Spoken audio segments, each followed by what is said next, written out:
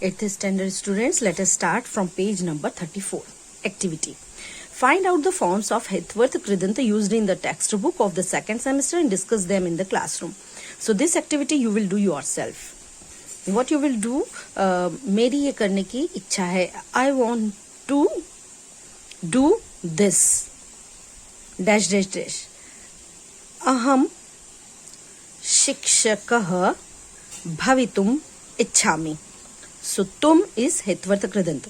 तो आपको क्या करना है, what you have to do, आपको टेक्स्ट बुक में से इस तरह की भवितुम, क्रीडितुम, लिखितुम, तो इस तरह के सेंटेंसेस फाइंड आउट करना है और उसमें से हेतवर्थ कृदंत जहां जहां यूज हुए हैं उनको लिखना, उनके लिस्ट आउट करना कि इस लेसन में इतने हुए हैं. और मेरे जो पर्सनल व्हाट्सएप नंबर है, आपको जो इमेज है वहां पर सेंड करना है. नाउ विद्यार्थ कृदंत. जिस तरह से हिंदी में हम लिखते हैं, अगर मेल है तो हम लिखते हैं आदरणीय, अगर फीमेल है तो आदरणीया, अगर प्रिंसिपल है तो हम लिखते हैं आचार्य, और लेडी है प्रिंसिपल है तो हम लिखते हैं आचार्या, महोदय, महोदया. तो विद्यार्थ कृदंत में क्या होता है कि अकॉर्डिंग टू जेंडर जो है वो यूज होते हैं. Read the sentences and understand them. जैसे मदर इज रिस्पेक्टेड, माता सदा वंदनीया.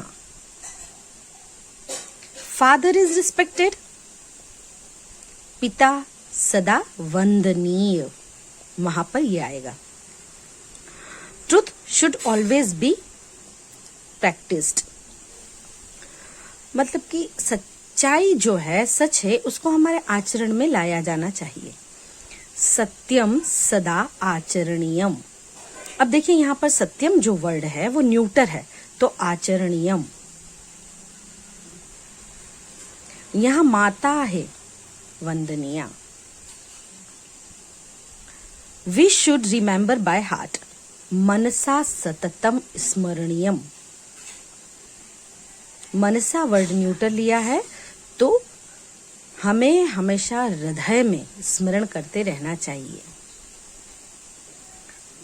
Here we have used the words Vandaniya, Acharaniyam, Smaraniyam. We use these words in real life communication. They are called Vidyarth Kridant. While using it, there would be change of gender according to noun for which it is used. For example, Vandaniya, Purush Vandaniya, Sannari Vandaniyam, Theertham. देखिए word एक ही है लेकिन gender के according वो use हो रहा है. पुरुषः वंदनीयः, जैसे वंदनीयः रामः, वंदनीया सीता, वंदनीयम कोई भी तीर्थ का नाम ले लो, है ना. तो इस तरह से विद्यार्थ कृदंत होते हैं. तो विद्यार्थ कृदंत के लिए आप क्या लिखेंगे, सबसे पहले रीड द सेंटेंस नहीं लिखेंगे, आप लिखेंगे examples.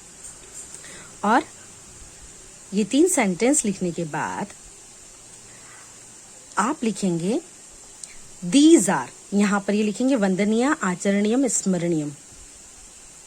They are called विद्यार्थ कृदंत.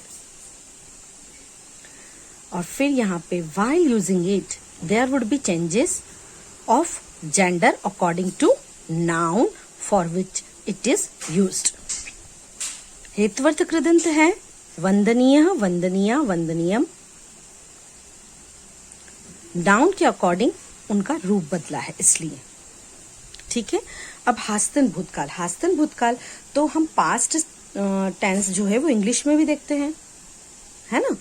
Past indefinite, past continuous, continuous, past perfect continuous देखते हैं. वैसे ही हम इंग्लिश में देखते हैं past indefinite, past continuous, past perfect continuous. उसी तरह हम हिंदी में भी देखते हैं, है ना, भूतकाल. तो यहां पर भी वैसे ही भूतकाल हैं. आप देख सकते हैं Hastan Bhutkal, we should acquire the skill of presenting the details of past and real communication. Every language has its own way of past presentation. In Sanskrit, there are 3 types of past tense: Adyatan Bhutkal, Hastan Bhutkal and Paroksha Bhutkal. Here we shall learn the Hastan Bhutkal. देख रहे हैं आप, communication skill होती है जब कुछ भी जो हमको पास्ट में किसी के बारे में बताना हो तो हम वहां पर भूतकाल का यूज करते हैं। तो उसी तरह से हम संस्कृत में भी हमारे 3 टाइप्स जो होते हैं वो होते हैं अद्यतन भूतकाल जो अभी अभी काम समाप्त हुआ है, हास्तन मतलब जो हो चुका है, और परोक्ष दैट मीन्स जो कर दिया गया बहुत पहले। और आपके सिलेबस में है हास्तन भूतकाल,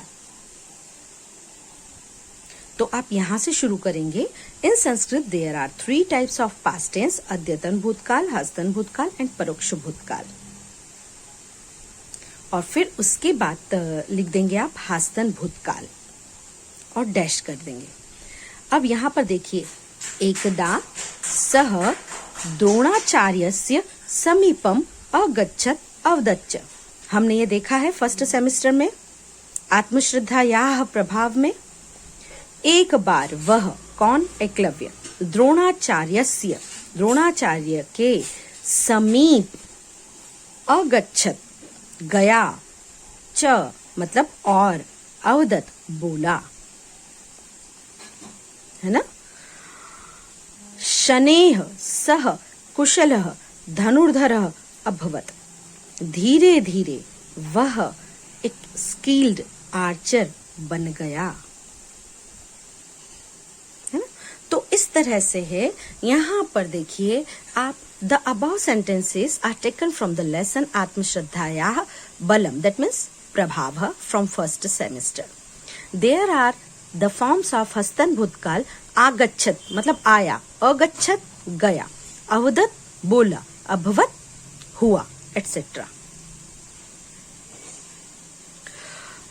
आप हस्तन भूतकाल डैश करेंगे और उसके बाद ऐसा एग्जाम्पल नहीं लिखेंगे, आप डायरेक्ट हस्तन भूतकाल के बाद नंबर 1 पॉइंट करके लिखेंगे।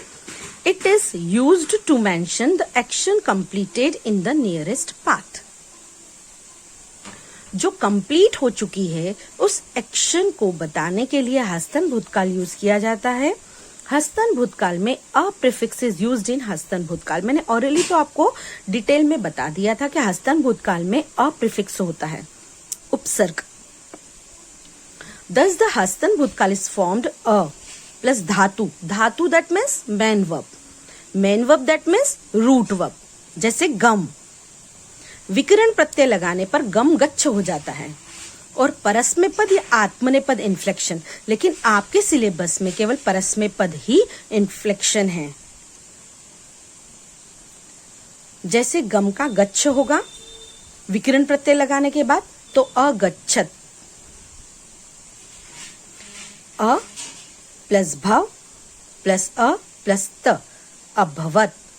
वह यहां पर आधा है, इस अ की वजह से वो पूरा होगा और त पे अवदत। केवल फॉर एग्जाम्पल करके आपको इस तरह से ही करना है। तो आपको हस्तन भूतकाल करके यहां से यहां तक ही करना है। और सेकेंड सेमेस्टर की बुक में ये मेरी तरफ से आपको एक्स्ट्रा एक्टिविटी दी जा रही है। जितने भी आपके पास्ट टेंस के वर्ब्स आई हैं उनकी भी लिस्ट आउट आप करके मेरे पर्सनल व्हाट्सएप नंबर पर आप सेंड करेंगे। Okay, and complete the notebook in time. Bye bye.